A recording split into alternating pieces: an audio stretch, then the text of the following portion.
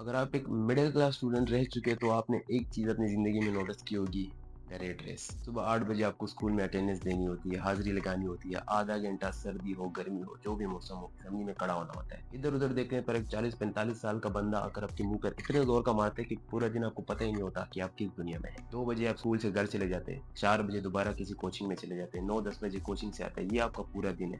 اور آخر میں کیا ہوتا ہے؟ ایک ایجوکیٹڈ ان امپلائڈ بندہ پروڈیوس ہوتا ہے۔ پاکستان میں ایجوکیٹڈ ان امپلائڈ لوگوں کی جو ریشو ہے، جو ریٹ ہے، جو پرسنٹیج ہے، ان میں جو ڈگری ہولڈرز ہے وہ 16% ہے، جنہوں نے کوئی ماسٹر کیا ہوتا ہے وہ 12 سے 13% ہے، جنہوں نے میٹرک تک پڑھا ہے وہ 8 سے 9% ہے، اور جو پڑھے ہی نہیں ہے وہ 2 سے 3% ہے۔ یہاں پر آپ ایک چیز نوٹس کر رہے ہوں گے کہ جیسے جیسے ایجوکیشن کم ہو رہی ہے ویسے ویسے ان امپلائمنٹ کی ریشو بھی کم ہو رہی ہے۔ اس کی مین ریزن آپ کو پتہ ہے کیا ہے؟ ہمارا کریکولم اور the rat race, unskilled job learning, skill نہیں سیکھنا، بس ایک ریٹ ریس میں پڑھنا، گریڈز لینا، زیادہ سے زیادہ نمبرز لینا۔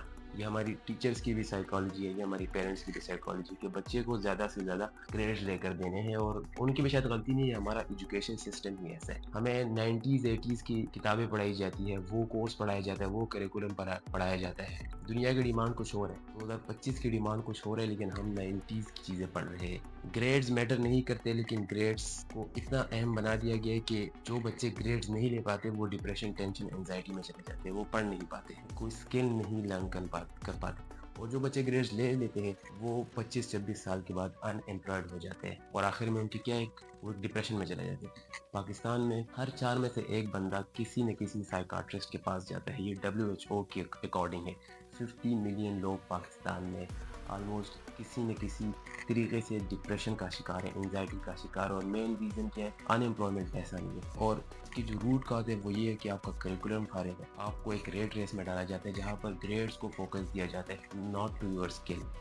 10 to 15% پاکستان کے جو ایجوکیٹڈ لوگ ہیں وہ کوئی ایسی جاب شروع کر دیتے ہیں جو ان کے اسکل سے ریلیٹڈ ہی نہیں ہے، جو انہوں نے پڑھا ہے اس سے ریلیٹڈ ہی نہیں ہے، مطلب جو انہوں نے 25 26 سال لگا کے پڑھا ہوتا ہے وہ ایک ایسی چیز ہوتی ہے جس کی ضرورت ابھی نہیں ہے۔ بہت سی چیزیں ایسی ہیں، کمپیوٹر سسٹم، BBA MBA، آپ کو جو بزنس پڑھاتے ہیں اس کو خود بزنس کا پتہ نہیں ہوتا تو آپ کو کیا بزنس پڑھائے گا؟